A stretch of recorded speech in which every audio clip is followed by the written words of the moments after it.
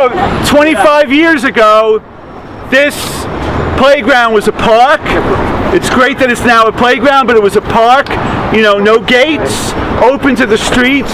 And this is where, in late July of 1987, half a dozen bike messengers, and then a dozen bike messengers, and then 50 bike riders, including bike messengers, and 100, and 300, and 500, and eventually 1,000 did ride up 6th Avenue to protest and to stop an attempt to ban bicycling in the heart of New York City. That was the restart of bike activism in New York City that not only beat back the bike ban, but that jump-started bike activism in cities across North America.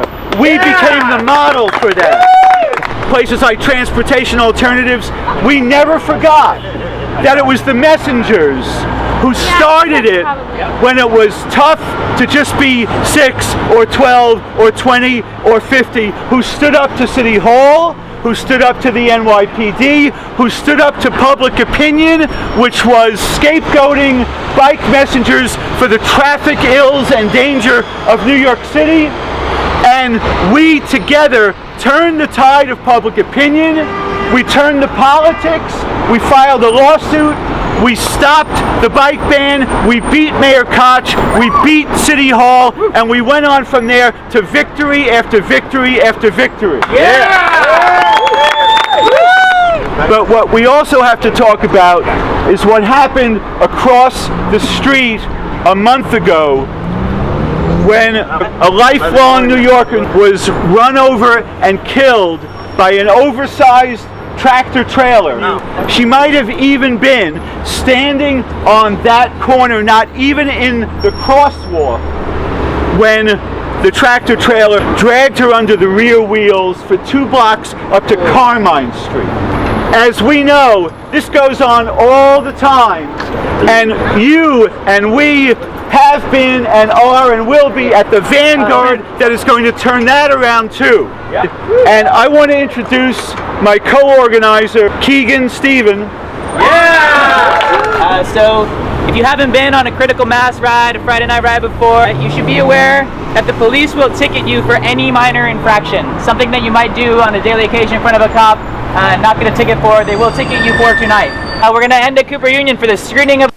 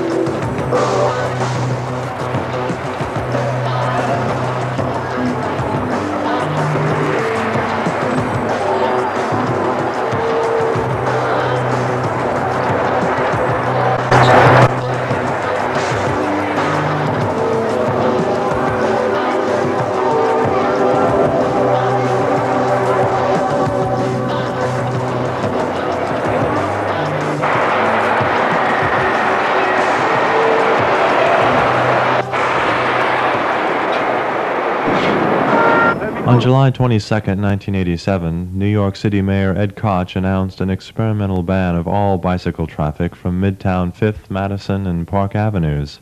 The city's bicycle messengers marched in protest. While the mayor contended that such a plan should not affect a messenger's income, the proposed ban was clearly aimed at restricting the movements and, by extension, the commercial freedoms of a vital and pervasive service industry already handicapped by a poor image and general breakdown of public relations. This reputation, that of being reckless and dangerous, is felt by bicycle messengers to be largely undeserved and primarily attributable to a handful of inexperienced and overzealous individuals who, in their pursuit of the almighty dollar, show little regard for either pedestrian or vehicular traffic. In a city that tends to judge quickly and harshly, messengers are understandably anxious about the impression left by the local press and administration. I don't know. I have a feeling that if I weren't on commission, it'd be just a little bit over minimum wage. Really? Yeah. I have a feeling. I'm not sure. Maybe because you are pro, it doesn't matter for you. You are riding fast or not. You still will do it. Good. Yeah. Good at being careful, yes. That Koch will succeed? I think they'll succeed in cracking down on us somehow. They seem to be doing it now by harassing us with a lot of tickets. Having to watch for those policemen that are going to give us tickets means I can't be watching for pedestrians or for cars that are coming my way. I have to try and dodge the cops. The city may have been justified in alerting the public to the dangers of fast bicycles, but in doing so it created a situation where cyclists are now ostracized, made to feel alienated from the very business community they serve. Meanwhile, pedestrians continue to display an alarming lack of caution when negotiating the city streets. They leap indiscriminately through the melee, often stopping short to avoid traffic and thereby providing the speeding messenger with what amounts to a deadly game of hit or miss in a constantly shifting obstacle course. In any event, the messengers are sure to pull the city through another winter before being disposed of, one more casualty in the face of an encroaching computer age. All right, now, we've been working as a unit the past week, and as of yesterday, we were solid as a rock. Great. Now we have some problems, right? Now we have some problems. Problems are that if you haven't noticed, the police aren't here tonight. All right? I've had several people from different directions, different sources tell me that the mayor's office instructed the police to look for problems. Don't break the law! Don't run the light! Don't run anybody over! The police are looking for an excuse! Gotta keep together. All together. This is no party! This is politics! We're talking money, we're talking work! New York may be eliminating those not responsible for the problem. As shown by recent hearings, the city wants to eliminate the fear of accidents caused by bicycle messengers. Unfortunately, efforts to regulate the situation have been sporadic and unorganized. No committees were established, no authority granted, and no money allocated. The truth, of course, is that messengers are independent and will resist unreasonable control. There must be intelligent cooperation in any dispute.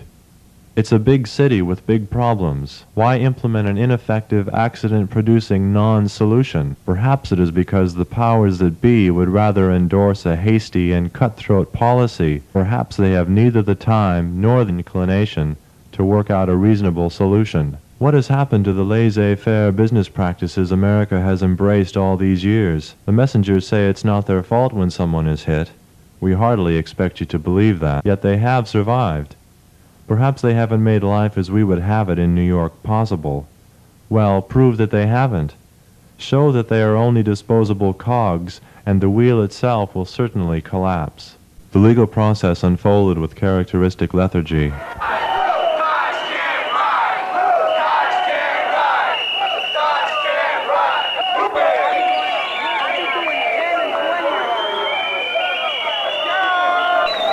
What is it for?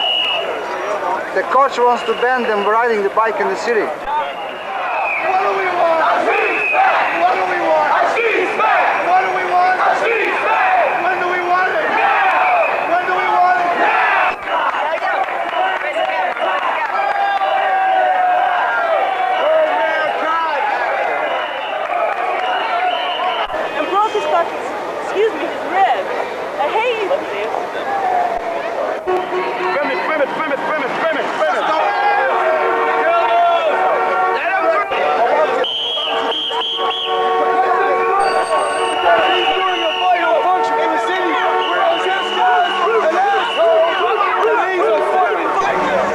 How could New York's commerce proliferate in the years since 1975 without the bicycle messenger?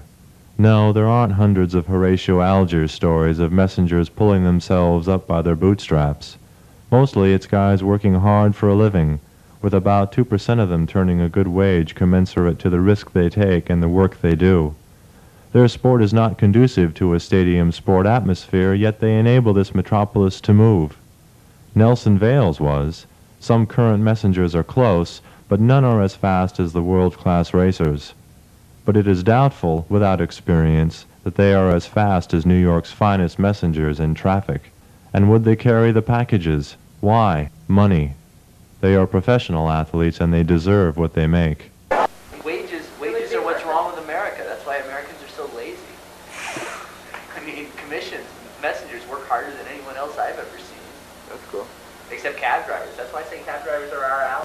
Inspired you to become a messenger? The money. Money? Yeah. And I like to keep in shape. Well, on and off for like 12 years, since I was like 17, 16 years old. And it really gets you up, you know. Keeps your body moving. I like the excitement. How old are you and what is your social economic background? Well, I'm 29. My social economic background is not that bad. Been on the road for almost 11 years, and you know, it's the same reasons for why I started in the first place. You're more or less free during the day. Various companies and finding it was rather difficult, you know, being a minority and not having an opportunity to sell my product without first showing them what nationality I was. I figured the only way that I was going to really make any money to support myself and to maintain an economic status that was going to be comfortable for me was to do the thing that I like doing best, and that was riding my bike. I've been messengering now for about 3.5 years, and 3 things have kept me doing it. The first thing is that it makes money for me. The second thing is that it's exciting and it's dangerous, because that's the type of person that I am. And the third thing, which is most important, is that it's fun. I think you're all fucking assholes. Yeah? Okay? Why? Why? Because you're doing this. Why? Why? Why the assholes? I think you're because you're doing this. Yeah, they're just workers like you, guys.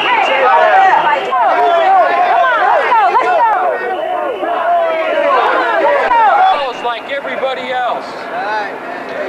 What do you say? They should obey the law like any vehicle on the street.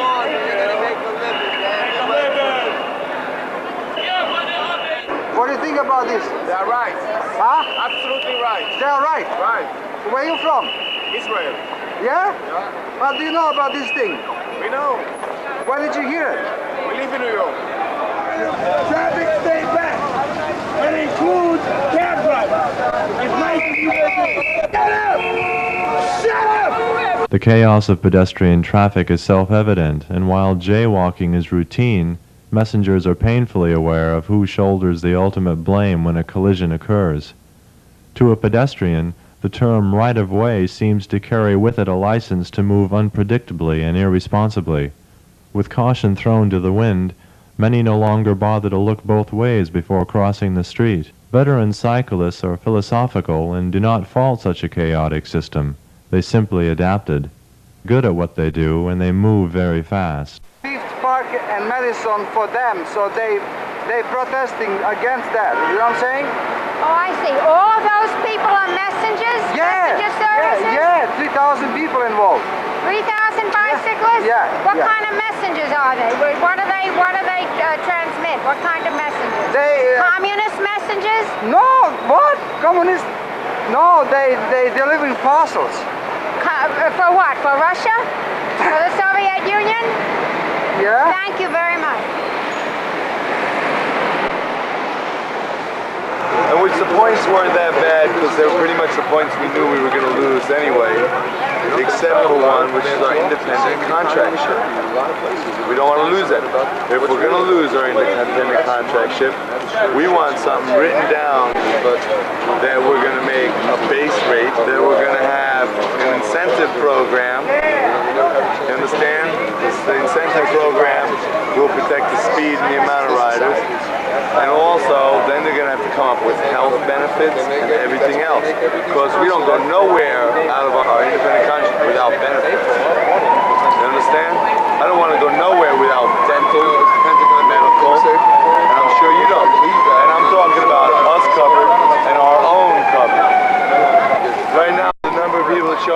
looks negative.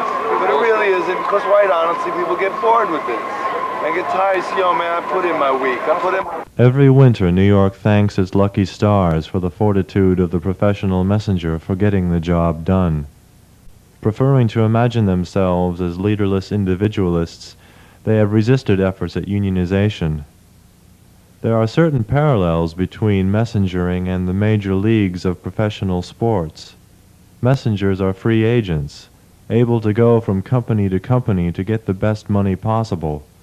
Really good dependable riders are naturally paid higher percentages for the work they do. Unfortunately, there is not enough money to create pension funds for a workforce that generates a 90% turnover rate. The market is presently geared primarily for the short-term career messenger whose salary is relative to the work performed. On a harsh winter day, a delivery may take up to 3 hours to complete, but generally, bicycle messengers provide guaranteed 1-hour delivery service. When considering the size of Manhattan, it is easy to see that the 4 to 8 walkers it would take to replace each of the 3,000 bicycle messengers would really add to the congestion. We don't want to chase the world, just want to ride our bicycle. This guy walked out in front of me. I hollered at him and he didn't hear me, so he just kept on walking and he knocked me into a truck and I broke my shoulder. It was all his fault. He was crossing in the middle of the block. He wasn't on the crosswalk. They didn't have the lights or nothing. No. You had the light. I had the light. I had the right of way. He was just walking in the middle of the block. He ignored you. Yeah, he ignored me. And New Yorkers will never lose the need to slow down. He helped me. He was nice for a little while. Where I met her. And then the building attendant asked him, was he with me? And he said no. And he walked away real fast while I was trying to find her, and I never got to see him. The real problem is not bicycles hitting people or injuring people or doing anyone any harm. It's bicycles scaring people. A lot of horseshoe players out there, because they think close counts. That's the big problem. People zooming by them. You figure that you have the light, you're legal, they're jaywalking, you're going very fast, and so you go zooming by them, and they get all upset about it. If I got all upset every time a cab almost hit me, I'd spend my whole day in an apoplectic frenzy. Well, sure, it scares people. It's not rational. Most office workers in New York are so scared by their very lives, just getting up out of bed scares them so much that a bicycle looking at their shoes. They're afraid to look up because they've been told if they look up, they'll be robbed and raped and murdered immediately. So they're not looking around them. They're looking at their shoes because they're afraid they'll catch someone's eye. So they're walking along so scared of just life itself. Then some crazy guy on a bicycle, some young person making a lot of money who belongs to some kind of deviant group that they're scared of anyway. And the thing is, you see them there in the middle of the street and you keep pedaling. I've had them say that to me so many times. It's like, yes, I keep pedaling. They don't take it personally when the car driver, keeps his foot on the accelerator. His foot?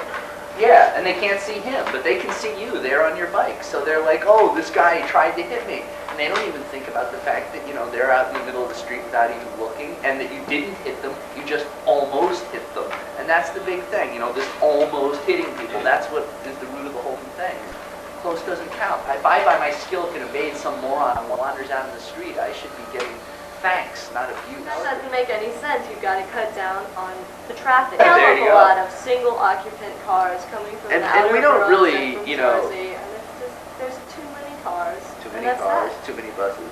Yeah, but you see, I think messengers in general got to start being a little more courteous. Well, there are a lot of messengers out there that are like new messengers. They buy the clothes, they buy the bike, like that they buy the bags, and they think by running red lights they become cool. Well, I've been doing this for 10 years, and I never heard anyone say they wanted to make a career out of it. 10 A lot of years is a people long do. time now. I've seen an awful lot of people make careers out of it, like me. I never considered myself like a lifetime messenger or anything. I always. It's always just like, oh, just another month, just another this, just another that. But looking to blow the stock. Hey, what's up, dude? I saw you today. I was right behind you, but I forgot who you were, and I was like, who's this dude with the phone? Castro. Jared. Jared. That's what I'm thinking about. And then when I figured out who you was, you went up second or upset. You went cut up one way. So you wouldn't like to be lumped in, and I don't appreciate being lumped in with all the crazy riders. I don't care. So Oh, I do care. I'm going to read your poem. Excuse me. I'd rather read Shakespeare. What do you think about the bike messengers? It is Shakespeare. I think they don't give a darn about it. They're working by the piece, and they're trying to make as much as they can. What are your main concerns? Getting hit. Have you ever been hit? Very closely. So you think they're a hazard? I understand that, sir. I understand your point of view. But listen, just the simple fact that this ban is still here, because we'd like to see safety on the streets for everybody. How many bicyclists are there in existence that do not ride in New York City because they say it's too dangerous to ride in New York? Well, why not make the streets safer for all cyclists to be able to ride and be able to get along well in the city? Why not re-educate the entire public through mass communications and just re-educate everybody how to have proper street etiquette and just have respect for each other? I give you, there's a great number of bicyclists that have no respect, but it's hard to give respect when you get no respect. You want to bring back bike lanes? No, bike lanes is ridiculous. We have a right to a lane, not a bike lane. We have a right to a lane, whatever lane we're in, just like any vehicle on the street. This is our right, but we don't get this right. We get pushed out of the way by cabs, trucks come right up behind you when you're riding where you feel you should be riding. The bicycle lanes are dangerous. They're unsafe. They're terribly kept. There's no upkeep on them at all except for the new paint job they just recently had. Primarily expect to run into opening doors, pedestrians popping out between, cabs pulling over, trucks pulling out, this, that, and the other on the side lane. It's suicide. That's what we call the side. Suicide. All our demonstrations are saying the same thing. Hey, you're interested in safety? Listen to us. We know the streets. We know what's going on. Sit down. Set up a commission. Let's have pedestrians. Let's have bikes. Let's have motor vehicles represented on this commission and sit down and really discuss safety in the city. We do need to get ourselves together and follow the rule and instructions. Like got the city on one side and you're on the other side. The police department's nothing more than the umpire. That's all we are. So the city, unfortunately, they make the rules and we enforce them. You guys are the players. Peddlers got together. Everybody thought they were unorganized. They got their laws together. They're flourishing now much more than they ever had. They organize. It might cost you $5 or $10 each or something to put a binder up or something. If you want to do this business again, you want to take me on a tour in New York again?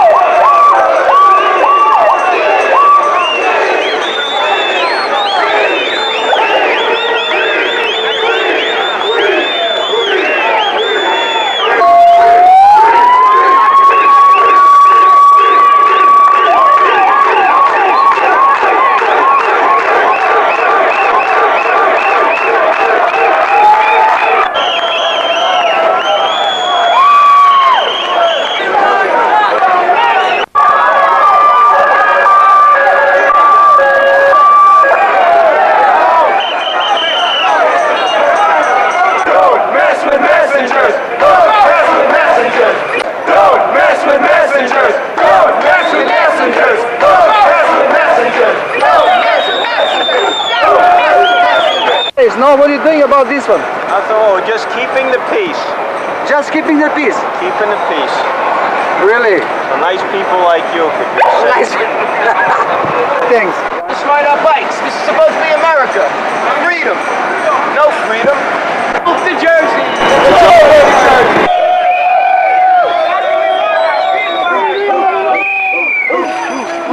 This is another bike protest in a series of bike protests. But how about enforcing Section 1231 of the State Vehicle and Traffic Law, which guarantees cyclists the right to the road?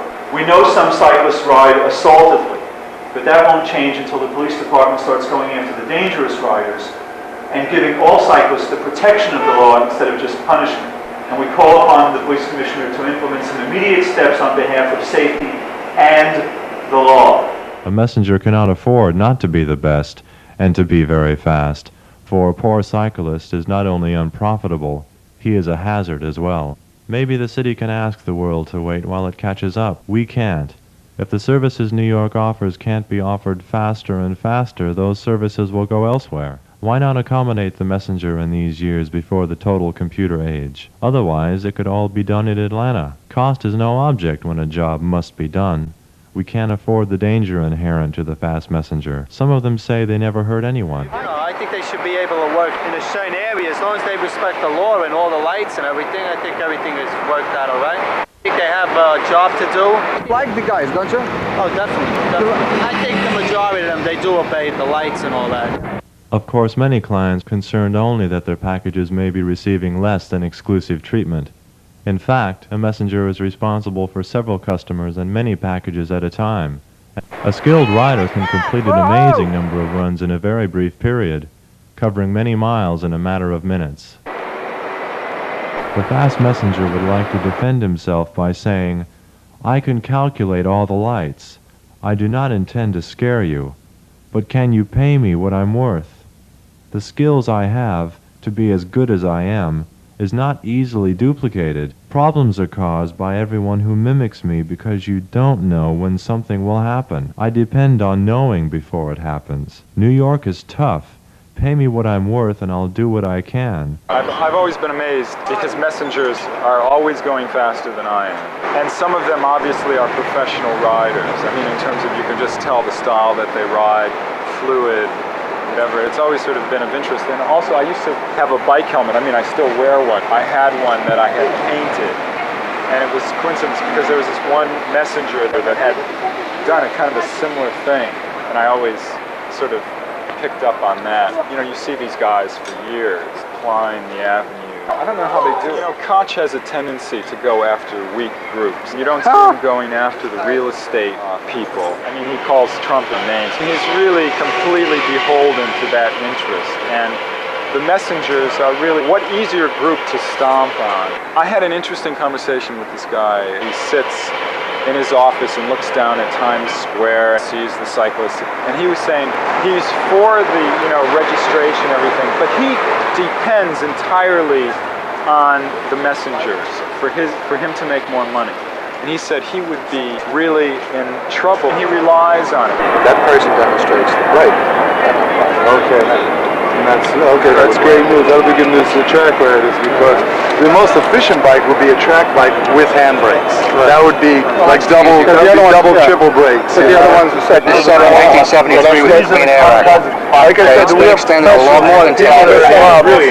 Let's get a wheel solution.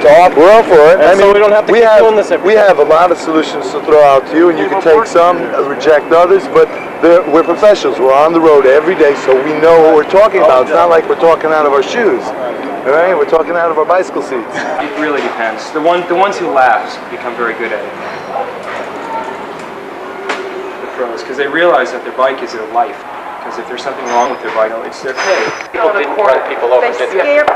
Yes, They that's the real problem.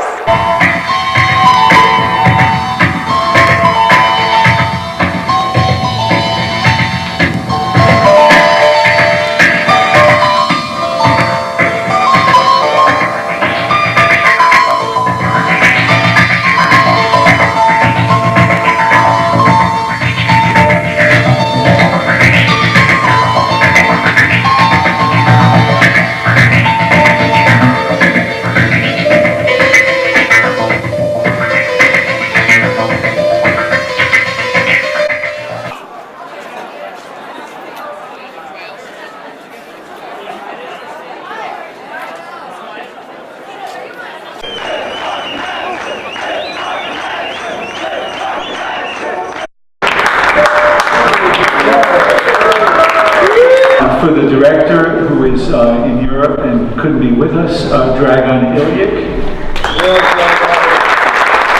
and the leader of the uprising, the great, resourceful, and indomitable field general, media genius and Greek god of the battle against the bike man. Steve Greek,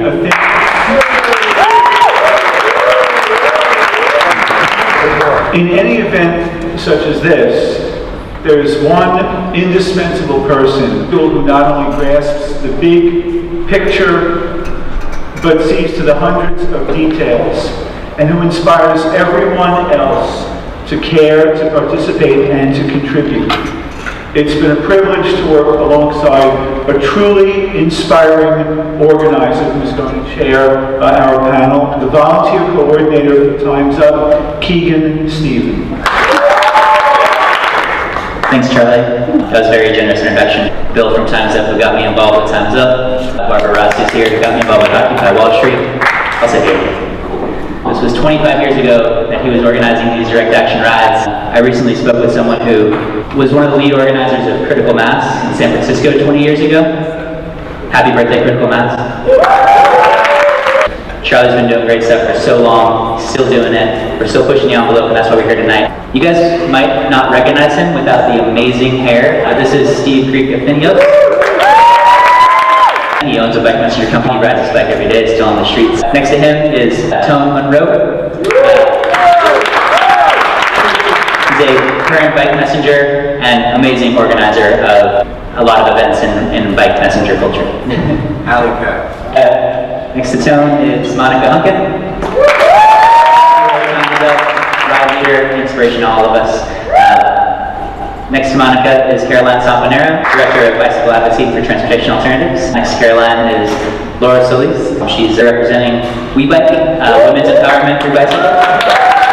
Charlie McCorkle, former President of Transportation Alternatives and founding owner of Bicycle Habitat. We're all just like working to get bikes on the road. It's this ancient machine that's very basic.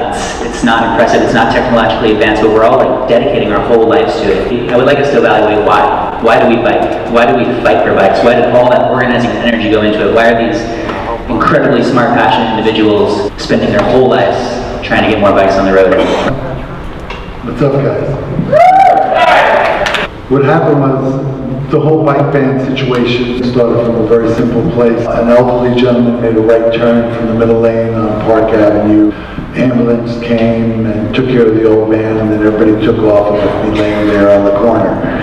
And I limped down to Houston Street with a 40-ounce of beer and met up with my friend Shut Up Chuck. And Shut Up Chuck had gotten adored that day. A woman from the Times happened to be there on the corner and walked over to us and asked us what we thought about the bike ban. And we were like, what the what? And she told us about the bike ban, and 40 ounce was more or less gone. And I like to pontificate on a 40 ounce of beer. And the next day I showed up and there was a bunch of news trucks and about 100 messengers. But that first day I talked 11 guys into blocking off 6th Avenue, and we rode up to 57th Street and blocked traffic the whole way and came down 5th Avenue and blocked traffic. And then it just took off from there. Everybody came out. Steve Stallman, because without the 4090's housing, we'd have no base of operation to even do it. Charles McCorkle, at the other end, supplemented my income so I didn't have to go to work so I could do the fight. Whoa! The communists came out, everybody said, no, communists. I said, no, printing. Communists printing, they print.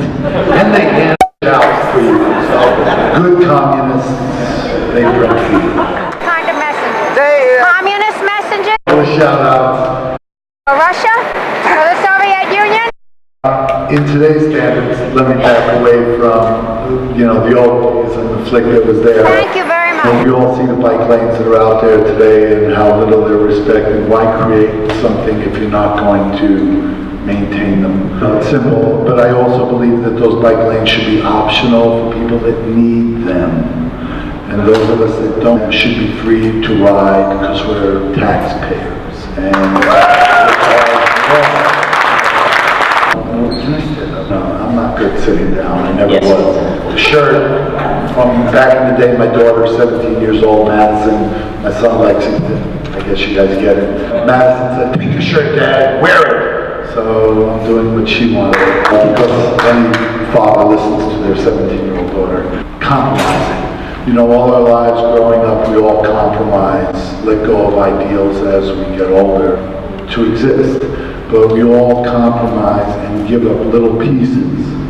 And this is some place where we have to come back to and not compromise because you have to stand firm somewhere. Getting cars out of the city and bikes into the city is a very strong point. Another thing I'd like to touch on is self-entitlement. We live in a city that should be our national motto, or our city motto, I'm sorry, not national. That we're a city of self-entitled people and everybody walks around as such. Bicyclists break the law.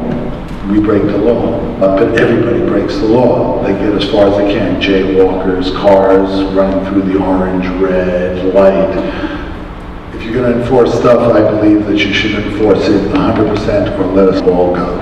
And, you know, thanks for showing up. It's good to see people that really feel. So thank you very much. It's really hard to explain from a messenger's perspective because I ride every day, even on my off days, and it doesn't really matter where I go.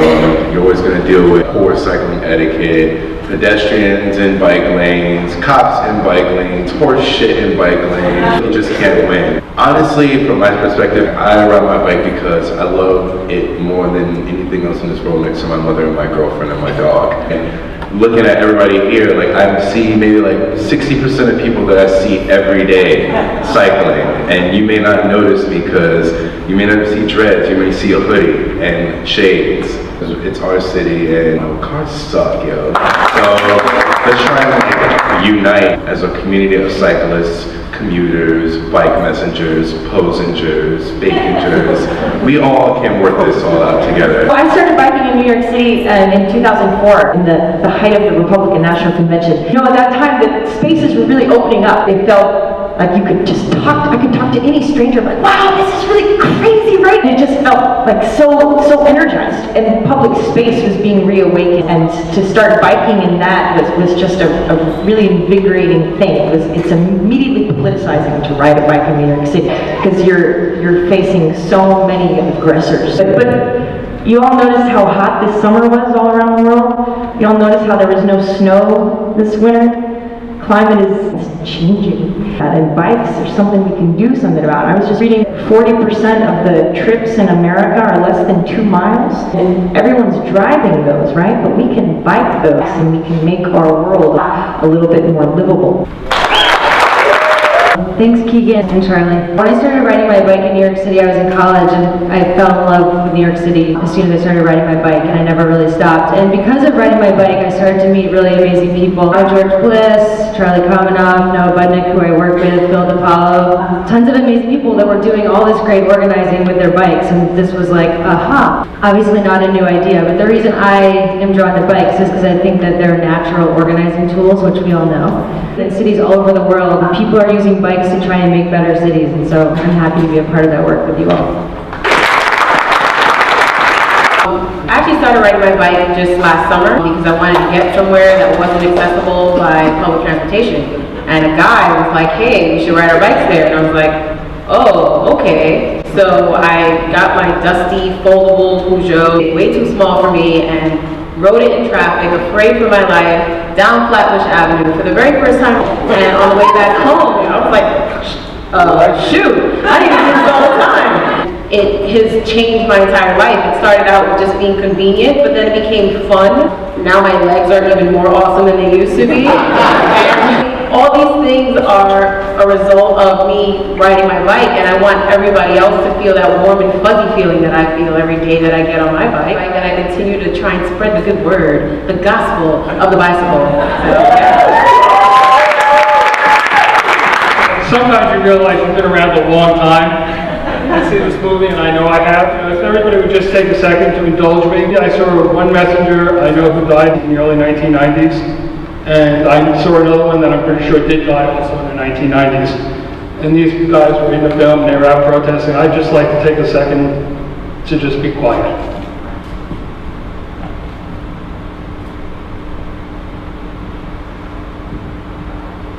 And I guess that's part of the reason why I've done what I've done over the years. I'd like to thank a person in the audience who never gets thanked and has done so much behind the scenes work for cycling. I will tell you, during the bike ban, he was instrumental in being the guy who set up the meeting. My friend Brian is sitting over here in the front seat.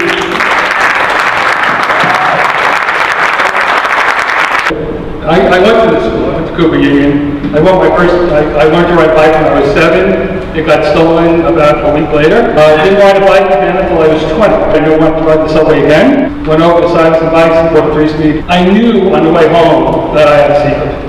That bicycles were great.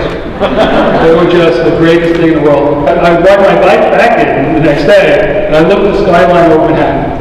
And it's hard to picture it today, but it was yellow. We had so much sulfur in our air that it was just, I'm going there and I'm breathing and stuff on a regular basis. The air pollution guidelines were just being put out by the federal government. Jane Jacobs was big. She was talking about neighborhood, bringing New York City back to a community. I absorbed that stuff. There was a guy named Ivy Village writing about bikes in a small world and how great bikes are for all the problems that we have today.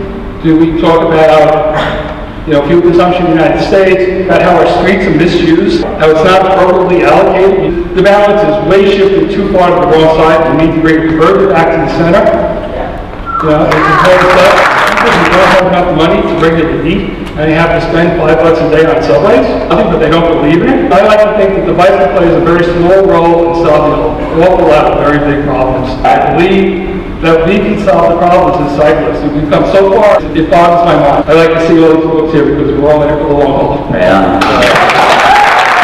Charlie Coleman. He came up, told me about a group called Transportation Alternatives, and I started taking everybody's names and phone numbers that came to protest. And I gave Charlie the book. I go, here you go, Charlie, Transportation Alternatives. He did a beautiful job, and I think he deserves a big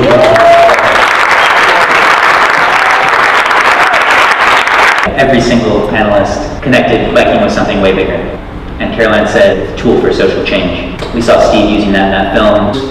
What are the forces fighting against that? Insurance companies trying to license messengers. That means they'll end up being insured, like cars are insured. And pretty soon your 12-year-old won't be able to go out on his Schwinn. It's just ridiculous. Bicycle is supposed to be about freedom. It was like 40% of it's 2 miles. Why? Because they're lazy, and that's their own issue. But as for cycling, just do it. It's like nowadays, like a shared convenience. I know every one of us has got like some sort of summons for running a red light or jumping on the sidewalk or going the opposite way. They toss the case out. You lose 8 to 10 hours of work. People are afraid of things they don't know, things that are new to them. People are afraid of their own bodies. There's a huge disconnect. We're fighting people's love of cars and being isolated. I mean, driving in cars is fun, right? A lot of people spend a lot of time and hours and days in cars, isolated, listening to their radio show, eating food and drinking Coca-Cola and on their cell phones. And we're getting more and more isolated and into ourselves. And biking, you're immediately engaged. Places where cops are on bikes, there tends to be less crime because they're engaging with the community more. They're not stuck in their cars. Because we've never worn anything in this country without fighting for it tooth and nail, right? On our bike. These streets are the avenues of commercial and business as usual. If we're there, we can change the conversation. We can change and create this kind of city that we want right now. I'm a little shy to talk about history in a room full of total history buffs, but one thing I've found to be kind of interesting in looking back on archives, the total outrage that New Yorkers had when their streets and sidewalks were being taken over by cars. There was a period where cars were being forced upon us as New Yorkers in this country. It took a lot of work to get the car embedded in the way that it's been embedded. So my reason for starting my response with that is just to say that I think that the work we're doing is like chipping away this massive, obviously, engine that's been embedded here. I think that the key to the change is as many different tactics as possible, all targeting the same bullseye. Banning the word accident from your vocabulary because their crash is not accidents. And realize that you are a role model. I take a lane. Me, myself, and I take an entire lane. Because this is how much room I need. And remember that other people are watching and hopefully they'll follow suit with you.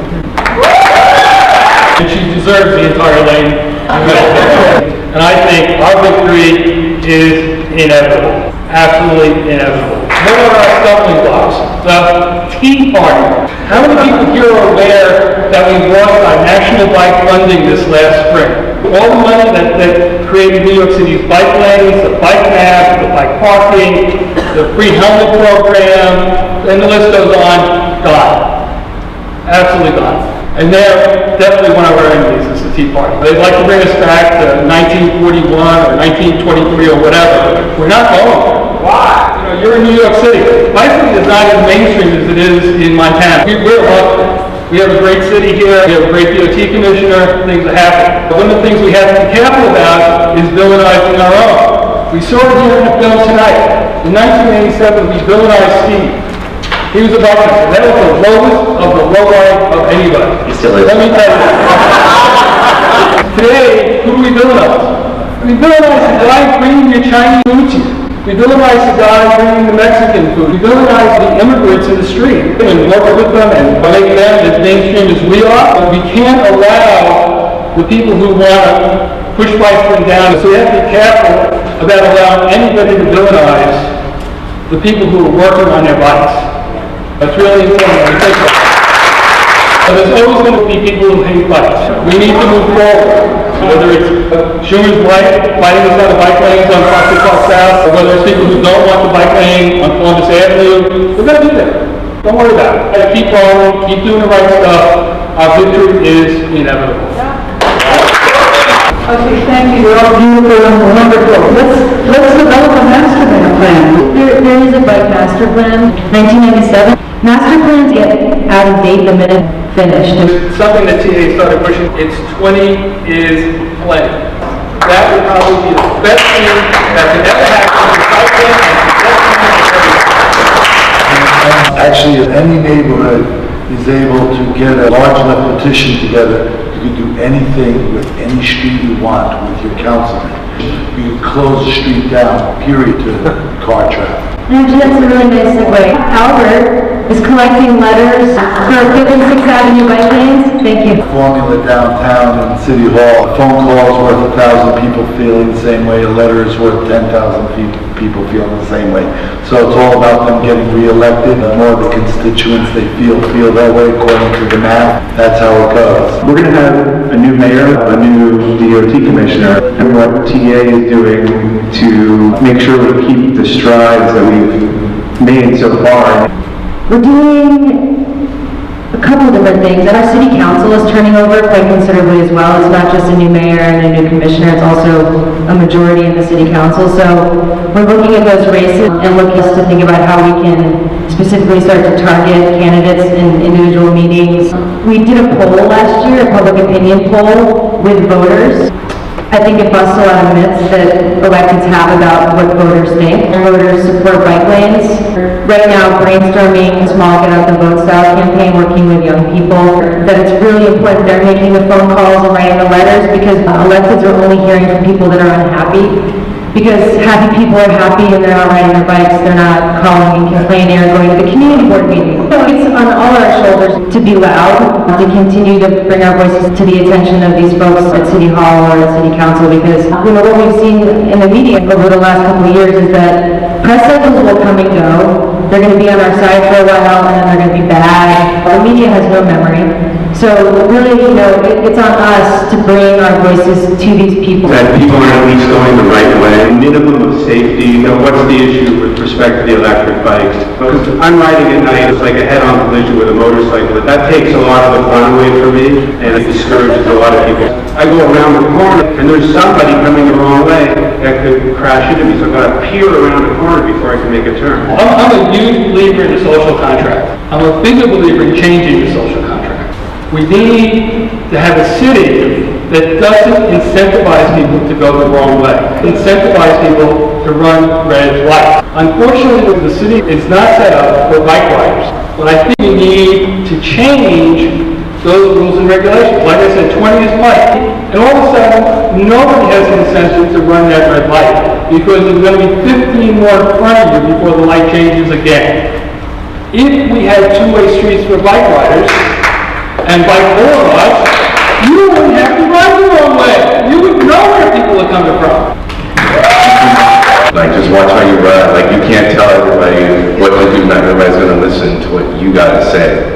And of course, right now, like, Manhattan is free game. I work as a messenger. I've been a messenger in this city since 1998, and I've been riding every day, all 4 seasons, not April to August. I'm talking January to December only. So I've seen a lot of changes, and you know, people are going to do what they're going to do. And if you tell the food delivery guy, hey, you're going the wrong way, you don't pay my bills. Your answer is to condone the act. Before Tom jumps out of his skin, it's very, very simple. I understand your beef, and nobody wants to be scared when they're riding their bike. But the reality is, out there are no rules. Right. I just think it's a matter of everyone realizing that we're all responsible for one another. It's not productive. When you start yelling at people, they start yelling back, it becomes divisive. And the way to make the changes that we want to see is by not yelling, staying positive, making the changes that we know will solve these problems. And it's not getting that. It's getting a 20-mile-per-hour speed limit in New York City. It's getting two-way bike lanes. It's getting the infrastructure, solving the failures that are leading to these problems of going the wrong way, speeding, hitting people. There's a huge community out there, but Yay Bike NYC hashtag. You know, how do we actually get rid of the passenger cars and just have public transportation, bikes, and commercial vehicles? Free New York, let's go for it. Congestion pricing, does that ring a bell with anybody? We've almost totally kicked the cars out of our parks. We've claimed how many lanes of traffic. We can no longer afford to subsidize the cars. Why doesn't it like Amsterdam? Paris. Think of it. Too many people come out and think that their next step up is to an automobile. We need to find out their next step up is to a bicycle. We need everybody to talk to their neighbors and say bicycle, bicycle, bicycle. We're not going to call it congestion pricing in the future. What are we going to call it? I really like riding fast in traffic. It's a lot of fun. At the same time, I love the idea of New York as a cycling city like those northern European cities with that kind of modal share, and I tend to think you can't really have both. Then which do you pick? The Wild West in New York City in the 1980s or the future, Amsterdam? I bike around the world a lot. It's just the way of life there. I mean, there's mothers biking with a baby here and a baby there, and she's eating a sandwich and talking on the phone, and it's like no problem. Like everybody is just so comfortable with that. I really missed biking in New York City. I couldn't go fast, stop at all the lights, and be in the small narrow lane. God, this is just so unradical and uncool. I don't feel like the rogue New Yorker that like it feels here, where you've got that energy and that excitement, and you're on the edge all the time. And are we fighting to get into this program, structured, boring bicycling that there is in these other cities that are so much more advanced than us? I don't really know how we split that difference. I think we need a little bit of both. Well, we can all write a letter to our council. I think we may be missing the zipping around the cars with the sensation of how much faster and better you are than they are. And that's going to go away. God, I hope that's going to go away.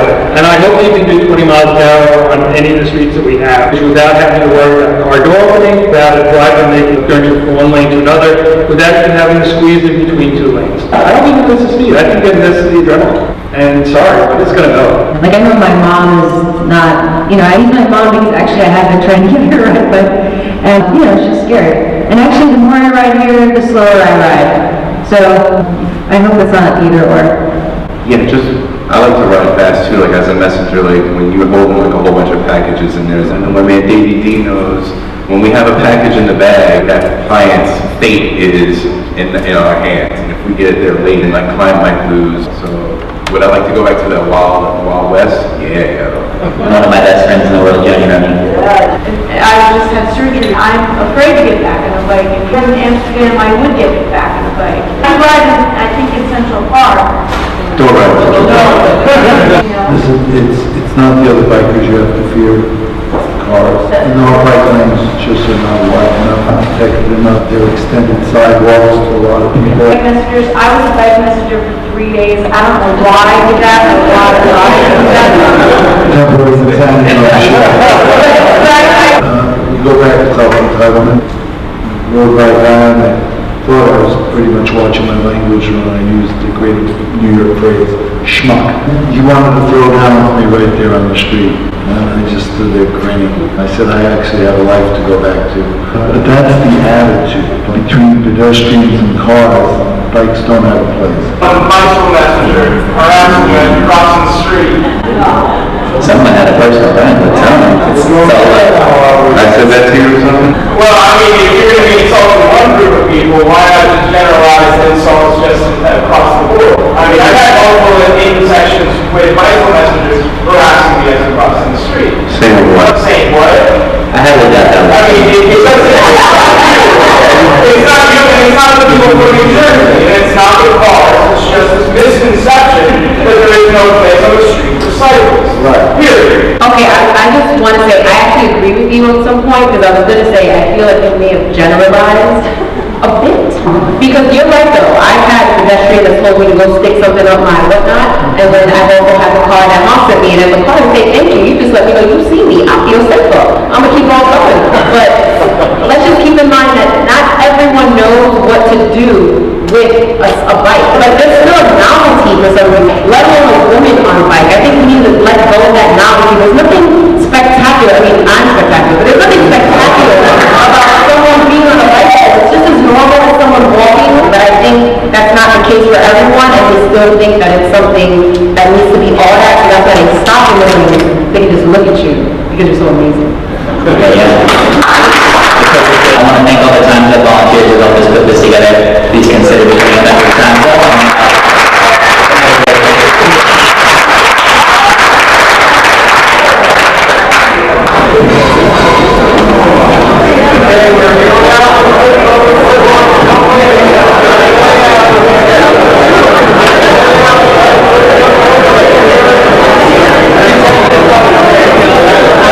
On July 22, 1987, Mayor Koch stood on the steps of New York City Hall and declared that bicycling would be banned on 5th, Park, and Madison Avenues. The ban was an attack on bike messengers who were being scapegoated for the general dangerous and congested streets of New York City. Fortunately, this unfair treatment of one subgroup of cyclists struck a nerve and brought together the cycling community in a spirit of direct action that helped usher in an era of masses of cyclists spread across 6th Avenue and paraded at 3 miles from Houston Street to Central Park South. Our stately pace, perhaps, was slow enough that passerby could look past our bikes and see our bodies and faces. Walkers and joggers could join our ranks. We were slow enough that we could and did stop at red lights. Letting foot and auto traffic cross at the green light was a stroke of genius. It's certified cycling at City Friendly. September 28th, 2012.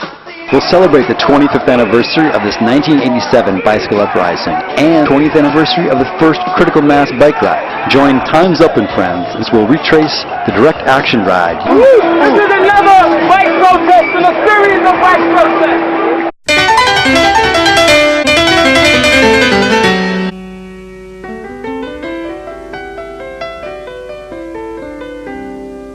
To scapegoat the flag while draped in it exposes the underlying deceit behind the whitewashing of history.